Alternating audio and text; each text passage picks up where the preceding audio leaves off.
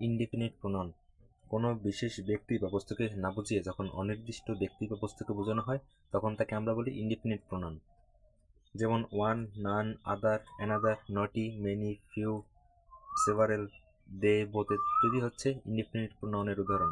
যেমন one should do one's duty, both of them are reliable, some are born genius.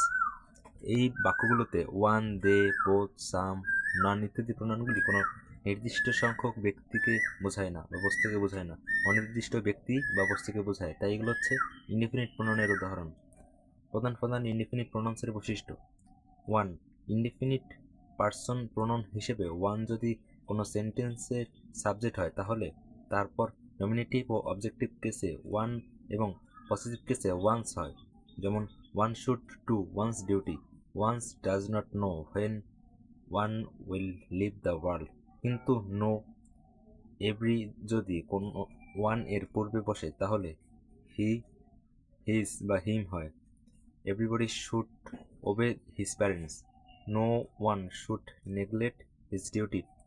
Infinite numeral অর্থাৎ সংখ্যাবাচক pronoun রূপে one পূর্ববর্তী কোনো সিঙ্গুলার নাউন এর পুনরাবৃত্তি এড়ানোর জন্য তার পরিবর্তে ব্যবহৃত হয়। সেক্ষেত্রে ওয়ান এর প্লুরাল হয় ones. This is an old book, give me the new one. This are old book, give me the new ones.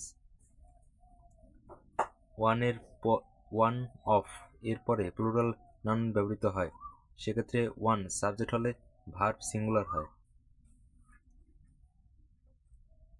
One of the boy was present, any, no, every, some ইত্যাদি ওয়ার্ডের সাথে one, body, thing ইত্যাদি word যুক্ত হয়ে নিম্নলিখিত indefinite প্রোনাউনগুলি গঠিত হয়। যেমন any one, none, every one, সাম one, anybody, nobody, everybody, somebody, anything, something, nothing ইত্যাদি। দ্বিতীয় হচ্ছে নান। ইহা, নট প্লাস ওয়ান এর সংক্ষিপ্ত রূপ হচ্ছে নান।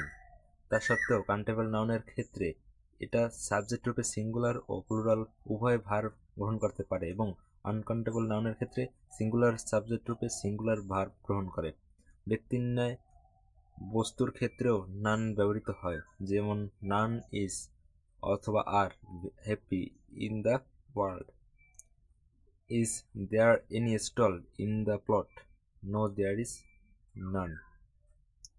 এরপর আছে এনি। ইনডিফিনিট প্রোনাউনে ইহা ইন্টারোগেটিভ ও নেগেটিভ সেন্টেন্সে সিঙ্গুলার ও প্লুরাল উভয় নাম্বারে ব্যবহৃত হয়ে থাকে। ব্যক্তি এবং বস্তু উভয়ের পরিবর্তেই ইহা ব্যবহৃত হয়, মানে এনি ব্যবহৃত হয়। যেমন I have seen many famous poet, have you seen any?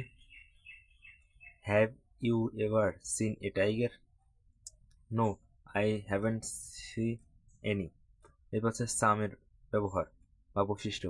ইহা সবসময় মানে সাম সবসময় প্লুরাল এবং ব্যক্তি ও বস্তু উভয় পরিবর্তেই বসে। যেমন some of his book are new and some old. Others. Others বস্তু বা স্থানের পরিবর্তে না বসে ব্যক্তির পরিবর্তে বসে। যেমন man can not live without other self, মানুষ